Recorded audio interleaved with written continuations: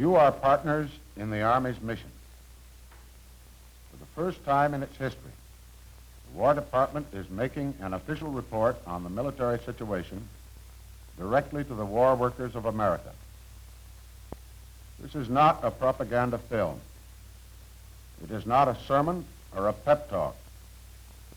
It is an official report by your General Staff. How strong is the enemy today? How hard is the job ahead?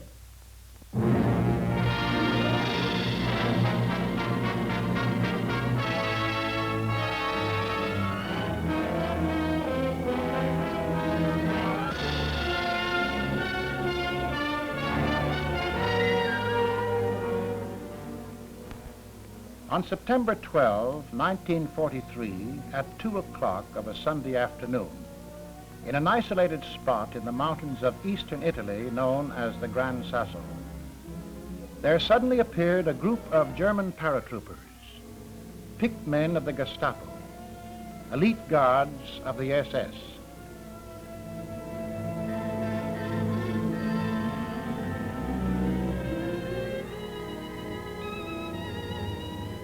Their purpose was a jailbreak, and they succeeded. This is a German film of their own exploit. Duce, conqueror of Ethiopian natives, victor over Spanish women and children. Hitler had to rescue Mussolini to save his own face, to bolster up Nazi prestige in conquered Europe. For years, the peace of Europe trembled when this sawdust Caesar ranted. Now stuffed in a little plane, heading for the nearest airport. From there, by larger plane, to Hitler's headquarters.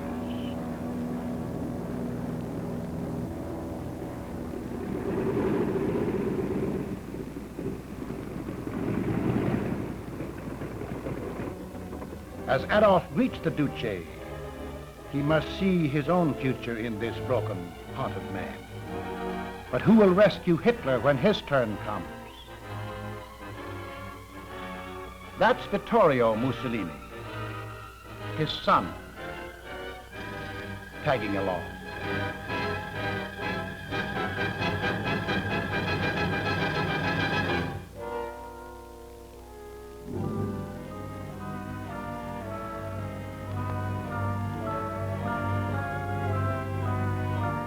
Foreign Minister Ribbentrop makes it an official conference.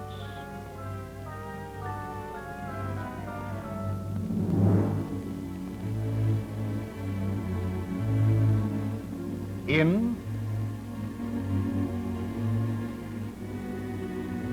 out. The briefest Axis conference on record.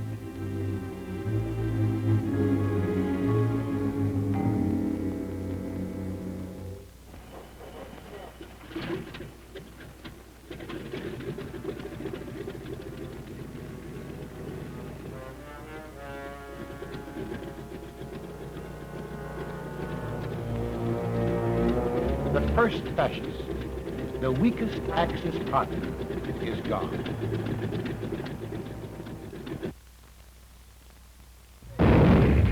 There is still Germany. There is still Japan. They don't consider themselves beaten. Why? How strong are they? First, Japan, an old hand at aggression. Korea, Manchuria, China. And then they struck at us. The Japanese task force on the approaches to Pearl Harbor, including 2 aircraft carriers. December 7, 1941. Pilots are briefed. At the last moment, they learn their objective. These captured pictures were taken by Japanese Navy cameramen.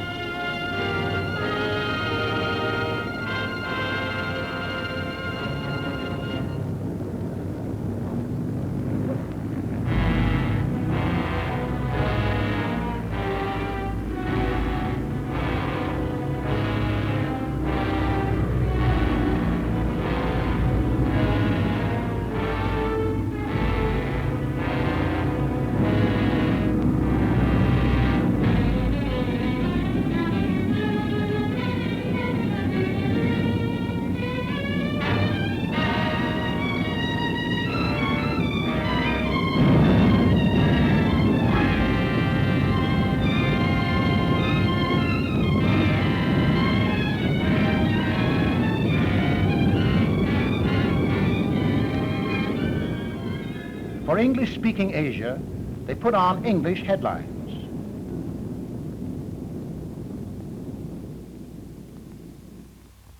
Following Pearl Harbor, Japan extended her empire with startling swiftness over the Far East, Burma, Java, Indochina. The newly conquered outer zone is incredibly rich in resources and slave labor, most of the world's rubber, a large part of the world's tin. A good share of the world's oil have been seized. Japan, Manchuria, North China are the inner zone. Self-sufficient in basic industrial needs, power, iron, coal. Japan's food supply is ample. She grows enough rice to meet her needs, and a surplus comes from Manchuria. Soybeans, potatoes, and fish are plentiful. Strongest of Japanese resources is manpower, at home and in conquered lands. In 1931, when she began the rape of China, Japan alone had a population of 75 million, with 1.5 million men under arms and 3 million producing weapons. Today, the armed forces have doubled. The war workers have tripled. Now the Japanese dominate a subject population of 385 million, hard-working, cheap labor that can be used in war production.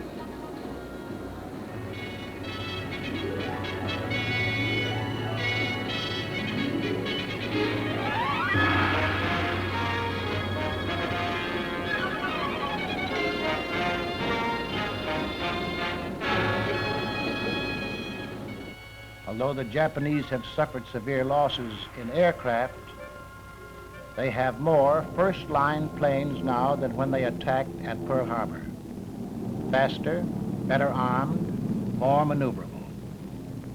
Japan's greatest military strength is her strategic position. She has spun around herself a web of powerful bases and major strongholds. Every base is supported by the others. If we destroy planes in Rabaul, a few hours later, more planes come from neighboring bases. Whereas, our losses in New Guinea and Attu cannot be made up from Midway. This is the great strength of Japan. This is what is meant by interlocking bases and interior lines of supply. At any one point we attack, we come up against the whole system. So far, we have only dented these defenses. This system is defended to the death. The task of destroying these fanatical warriors was not easy.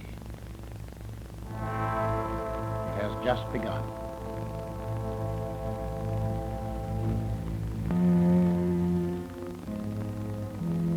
The destruction of Germany is further along.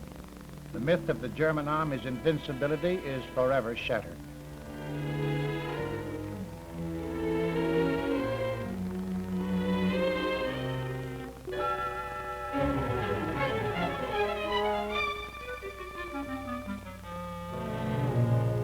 But make no mistake, that army today is still a powerful fighting machine, well-equipped, highly trained,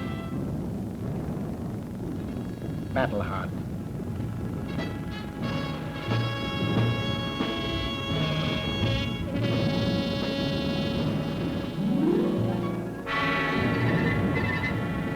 Germany has 3 times the combat divisions it had at the beginning of the war. Each division comprises 15,000 men. Today, there are some 300 divisions. You have heard how the Germans lost about 25 divisions at Stalingrad, Tunisia, and Sicily, and more on the Dnieper and the Crimean front. Army intelligence reports that the Germans have meanwhile created or reformed 60 new divisions.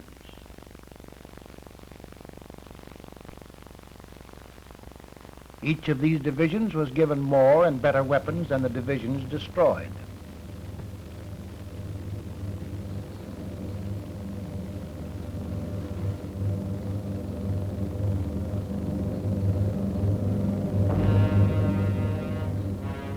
All this equipment was produced by increasing the number of war workers 50%, largely imported foreign labor.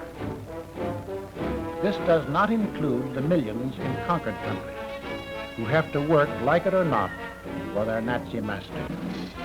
Some quislings like it. Here is a labor rally, Nazi style. Nazi stooges hired dictator of labor Robert Ley. They have come from 19 European countries to receive their orders. They will go back to try to offset American production.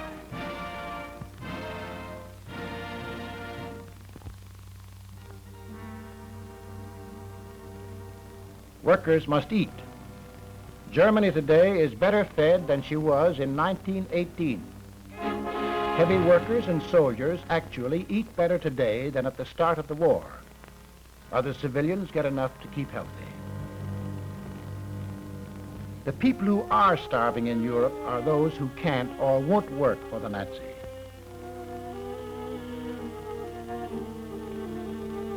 The natural wealth of Europe is being looted.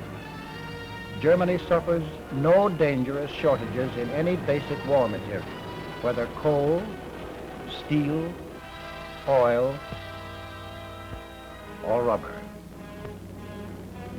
With Nazi ruthlessness and German thoroughness, Europe has been made into an arsenal of fascism.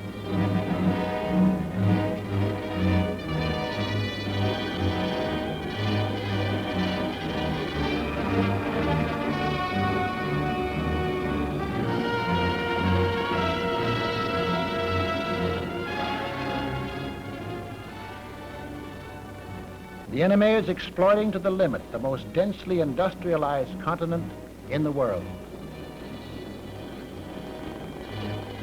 To keep pace with the changing war, the Germans have had to stop some production and increase other as often and as drastically as we have.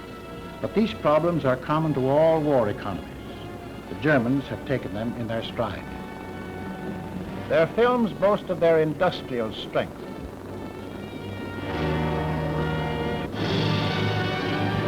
They are making good their boast.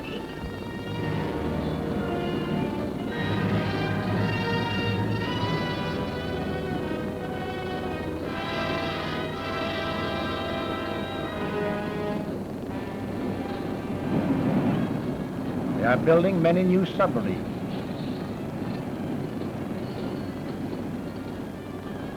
They are increasing their locomotive production.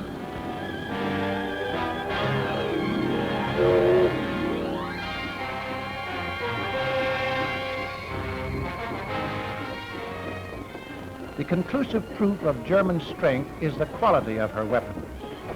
The new 60-ton Tiger tank is a good example. It is in mass production. It is appearing on all fronts.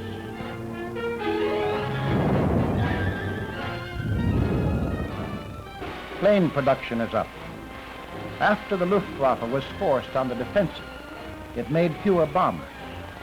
But this made it possible to produce more fighter planes.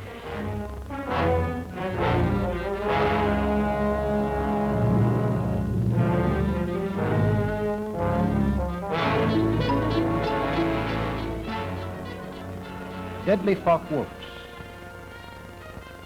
deadly Messerschmitts. Every new model is better than the last. Workers in the Ruhr, in the arsenals of France and Czechoslovakia, are forging huge coastal guns.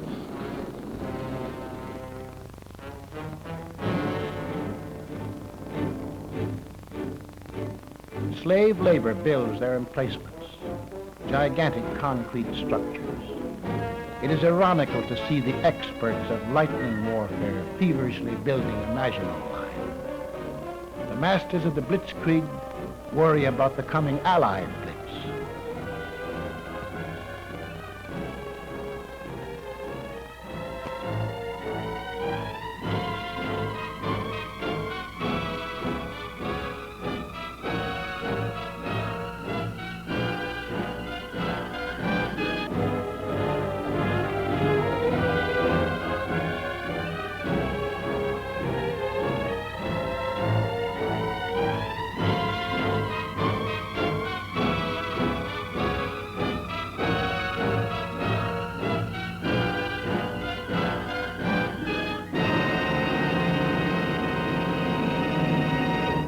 They do not scorn to use such orthodox weapons.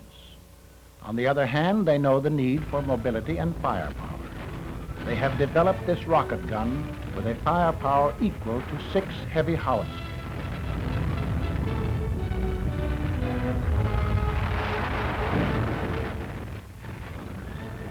Its barrage is devastating.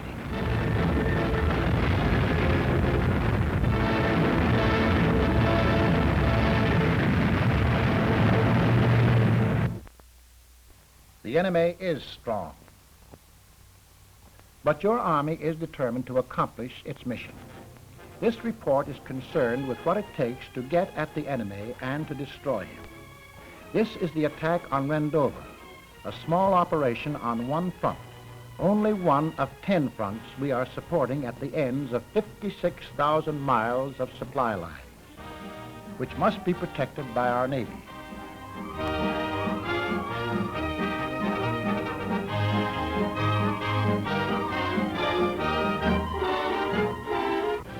Logistics is the military science of getting the right numbers of men to the right places with the right equipment at the right time.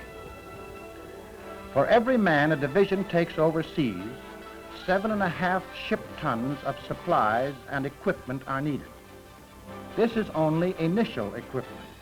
Everything from locomotives to signal keys, from bombers to shoes.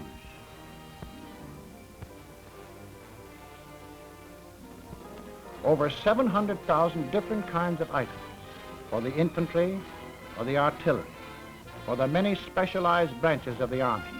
Each item required in enormous quantities that must be procured, produced, transported, stored, and distributed. A staggering, intricate task of organization.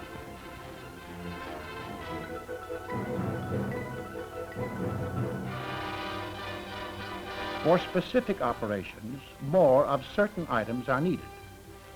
Just before his attack on Sicily, General Eisenhower radioed for great quantities of additional material. Waterproofing kits for trucks and tanks, tons of asbestos grease, more ducts, more communications and signal equipment, more radio sets, walkie-talkies, telephone switchboards, mine detectors, miles of new wire, new engineering items for building piers, roads, bridges, airdromes, railroads, for opening up damaged ports. Back from a mission, its landing gear damaged. This item of initial equipment must be made good. The Army word is replacement. Replacement in Asan, replacement in Sicily. This tank in the Volturno River must be replaced. So must 6 out of every 10 rifles every year, and 8 out of 10 machine guns.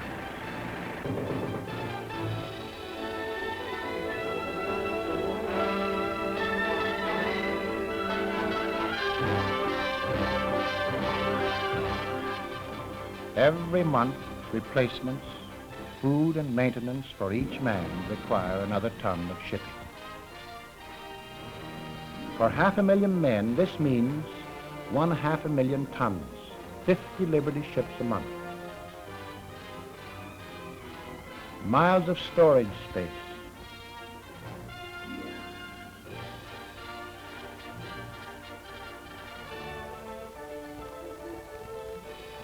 Initial equipment plus replacements is not the whole story. The Army must have big strategic reserves to be prepared for emergencies. Part of this strategic reserve is used to arm liberated peoples fighting on our side. For the French, we have already equipped 11 divisions. Then there is Lend-Lease, our earliest weapon, and still an important part of our military plan.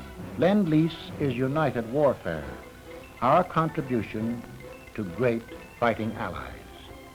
England, China, Russia, now supplied by way of Iran. 6,500 American planes have joined the Russian Air Force. With a little paint, a white star becomes a red star.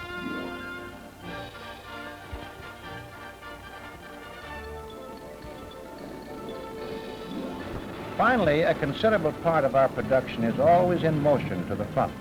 Regulating the smooth flow of these goods is the part of logistics known as distribution, so that weapons will be where they are wanted, when they are wanted. The pipeline of distribution must be full and flowing, even under fire. It's a never-ending battle.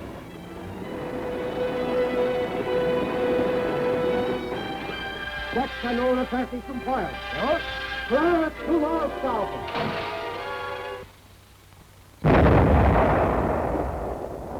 We still lose ships and their precious cargoes. But on all seas, the Navy is winning great logistical campaigns.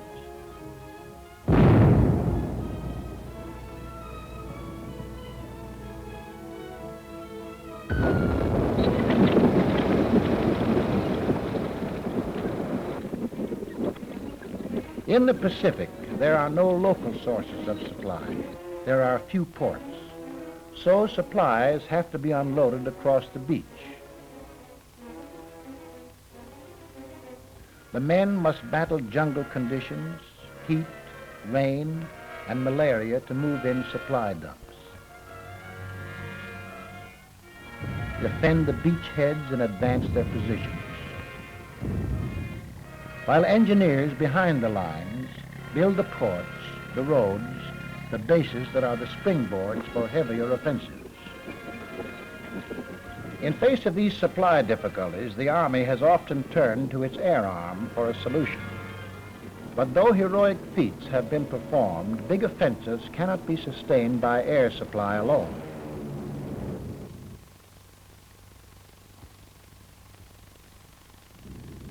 To supply our 14th Air Force in China, the plane that delivers 4 tons of gasoline uses up 3.5 tons for itself, 20,000 gas coupons every trip. Suppose we wish to transport 100,000 tons of cargo every month from San Francisco to Australia. By sea, it would take 44 ships, with crews of 3,200 men, burning 165,000 barrels of fuel. By air, the same job would take over 10,000 four-engine transports, with crews of 120,000 men. They would use up about 9 million barrels of gasoline fuel, which must be supplied en route by tankers, 85 tankers, 41 more bottoms than are needed for ship supply alone. Air supply must be tied to surface supply. There is no permanent substitute for the combination of ship, railroad, and truck.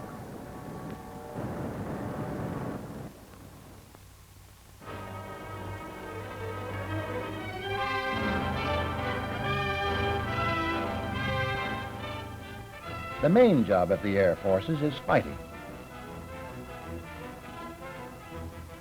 Air superiority is essential to all operations.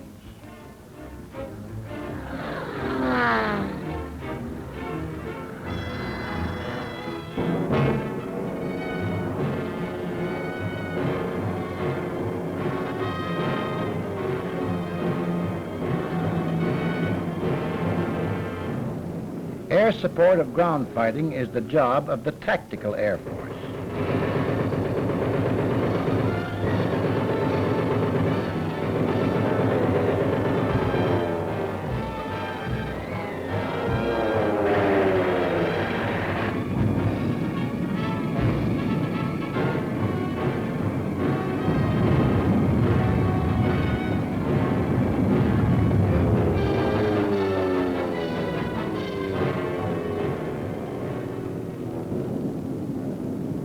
The Strategic Air Force operates against the enemy's interior according to a long-range plan.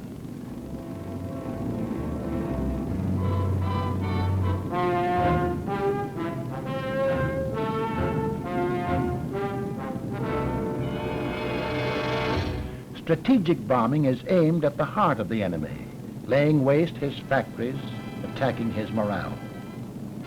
From England, our 8th Air Force is bombing Germany systematically. But we will never have enough planes and bombs to wipe out so big an industrial nation.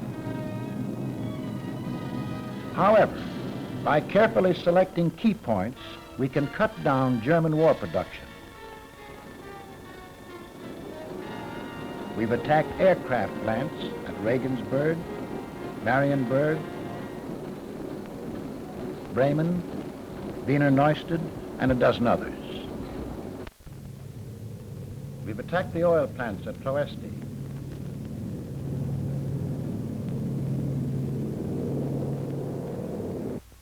We also smashed such vital, though little-known industrial bottlenecks as the ball bearing plants at Schweinfurt.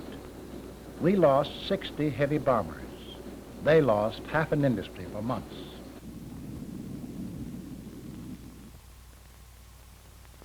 But bombed plants are repaired. We must hit them again and again.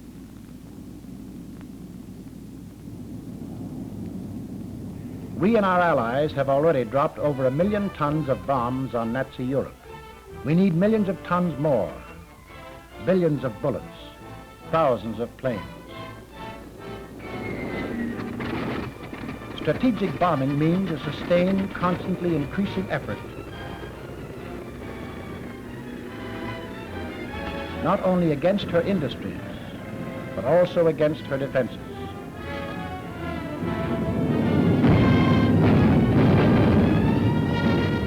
Germany is fighting back with increased firepower. Anti-aircraft barrages fill the sky with steel and show a defensive strength hitherto unknown.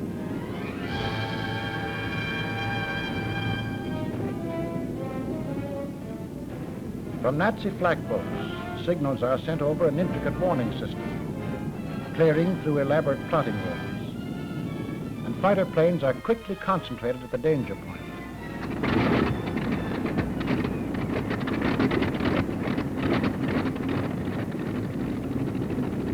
Our gunners face vicious opposition.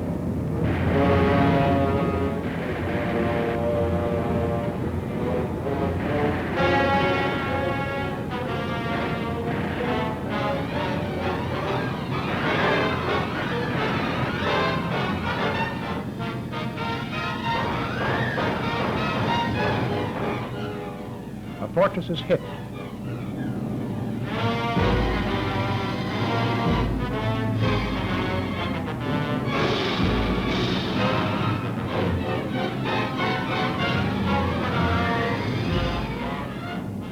Another of our planes will not return. In the outskirts of Berlin is this graveyard of smashed American bombers. We must replace this equipment. These men can never be replaced.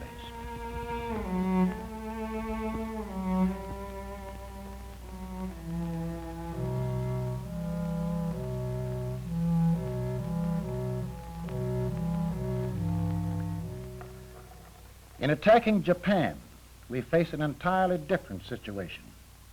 Our air bases closest to Japan are far from home and far from Japan. From San Francisco to Attu is some 3,500 miles.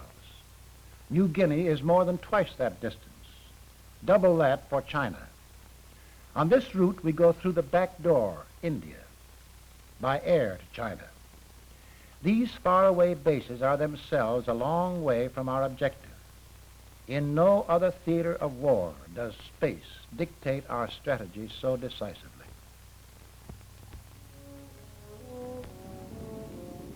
In the Aleutians, the nature of the terrain severely limits the size and number of our airfields. Flying operations are handicapped by year-round bad weather.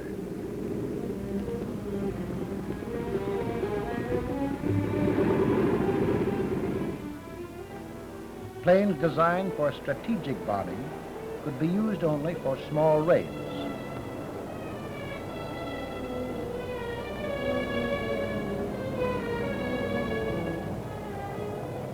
From these rugged, storm-ridden islands, our pilots flew their liberators against Attu and Kiska on successful tactical missions. But strategic bombings of Japan from here is not feasible. In New Guinea, the jungle hinders all transport except air. To start an airfield, a landing strip must be cleared in the jungle grass. A plane arrives with light construction equipment, then more planes with heavier equipment. Finally, supplies are landed and troops for action against the enemy. As our lines move forward, a new base is laid by the same painful method, the old one often discarded.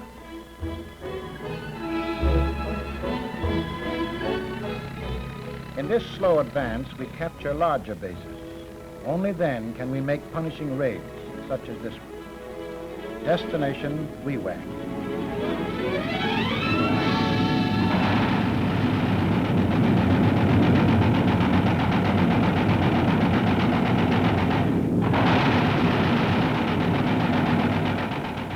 On this raid, 120 planes were destroyed on the ground. Some Zeros managed to take off against us, but they might as well have stayed on the ground.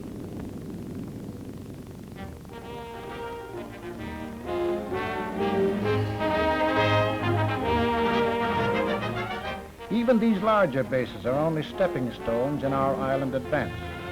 They are not bases for strategic bombing against Japan. Our bases nearest to Japan are in China. But China does not have the factories, the materials, or the industrial skills capable of maintaining our planes and building our bases.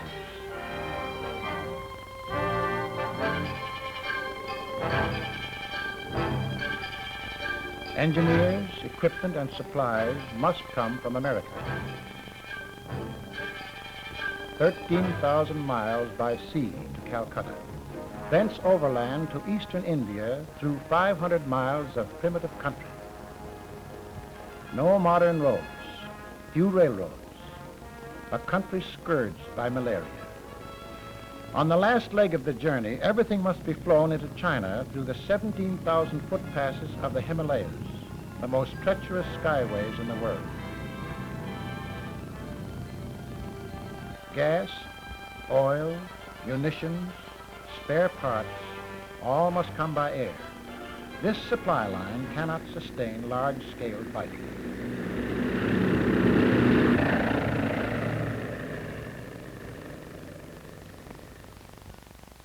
What about the use of Siberian bases for bombing Japan? Vladivostok is at the end of a long exposed supply route which is particularly vulnerable from Khabarovsk down. Along the route, the Japanese have deployed 500,000 troops. If we or the Russians used these air bases, Japan would immediately attack. Russia would be involved in a two-front war. The Soviets are engaging the main Nazi strength. A two-front war for Russia would ease the pressure on the worried Nazis and endanger American plans for coming operations.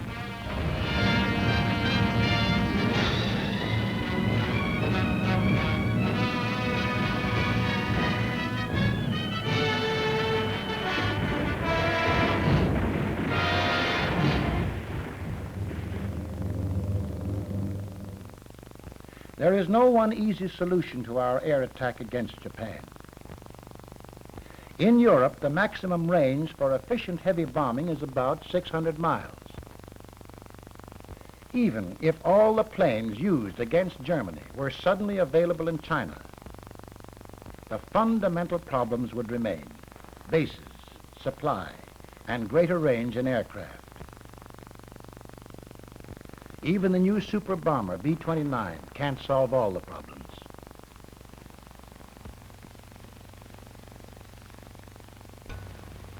But we will overcome the difficulties. The difficulties of logistics, the difficulties of establishing air bases. We are softening up the enemy by air attack to pave the way for the final assault. But for our ground forces to meet the enemy, They must cross large bodies of water and take the enemy's beaches, whether in the Solomons or on the fortified coast of Europe. Amphibious assault bridges the gap between our bases and enemy shores. It takes a lot of logistical preparation.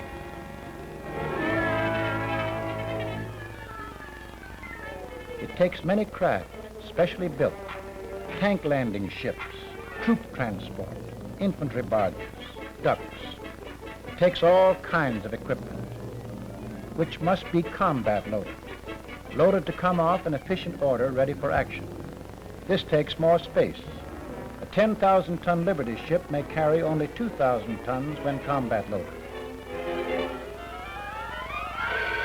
The ships are under the protection of the Navy, which covers the assault.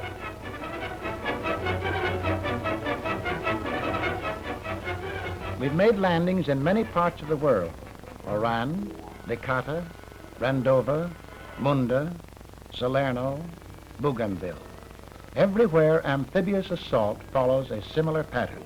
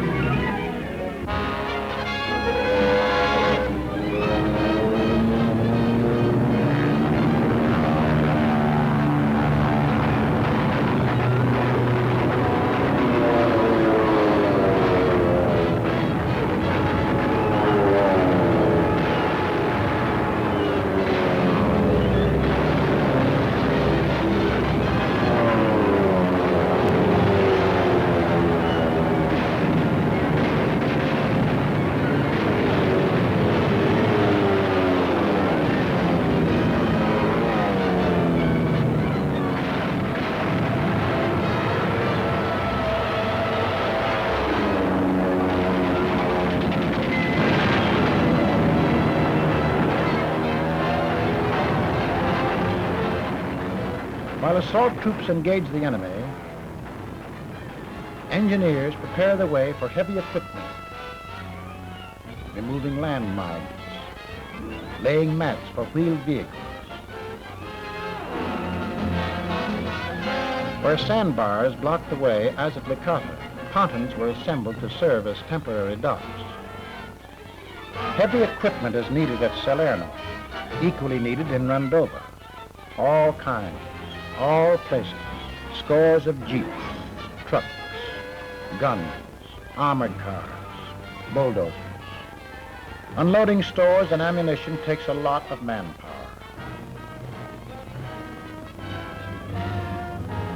The sea takes its toll in every amphibious operation. Drowned vehicles, swamp boats, fighting equipment corroded. Material of all kinds litters the beaches. This is the heavy price paid to tide, wind, shoals, and surf. This is the price paid to the enemy.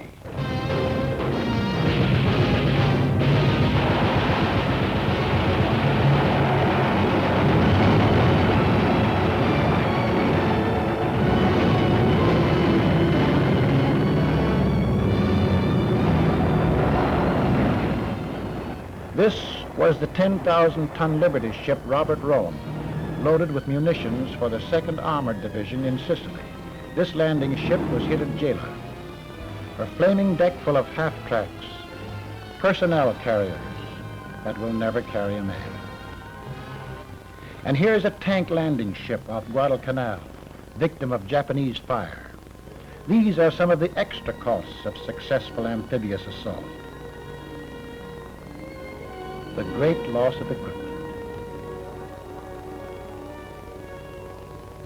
the loss of lives.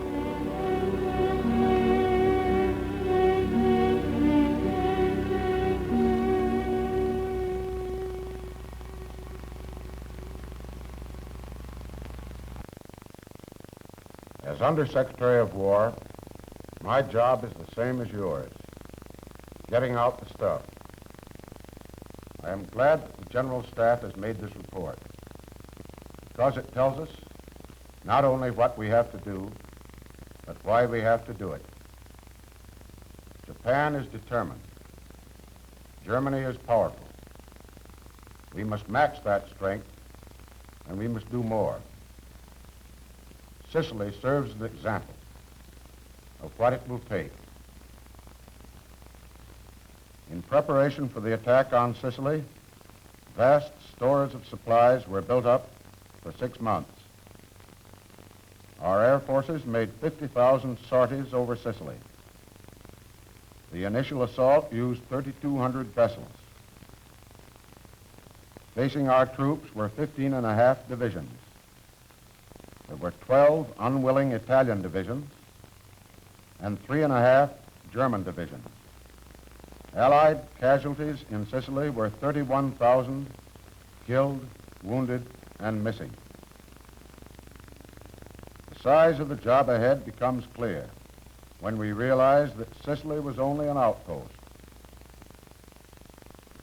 Ahead are the heavily fortified coastlines of Axis Europe, the powerful industry behind them. 300 German divisions, the bulk of them on the Eastern Front. Beyond Europe are the defenses of Axis Asia, Japan, and the countries she has conquered. We have come to the year of decision.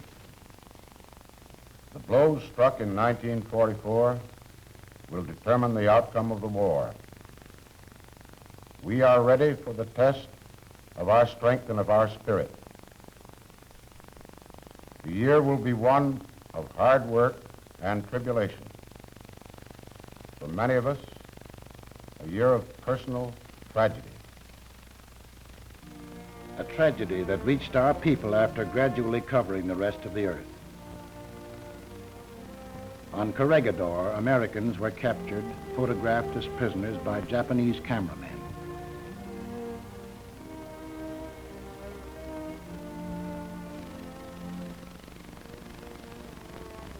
Other Americans and Filipinos paid an even higher price. War was not our choice. Pearl Harbor was struck while at peace. We Americans can never forgive their treachery. We can never forgive their brutality toward helpless civilians. We can never forget the examples of Nazi culture in Russia. The acts that go beyond even wanton killing and torture. The blowing up of the Naples post office with a time bomb.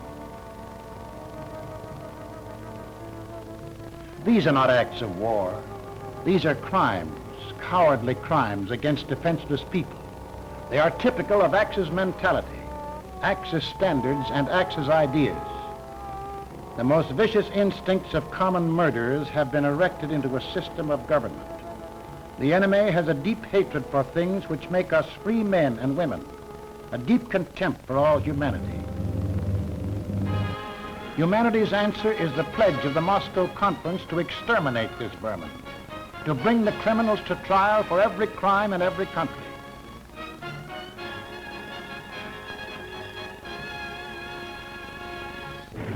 The People's Armies of the United Nations have pledged their lives to the unconditional defeat of the Axis aggressors.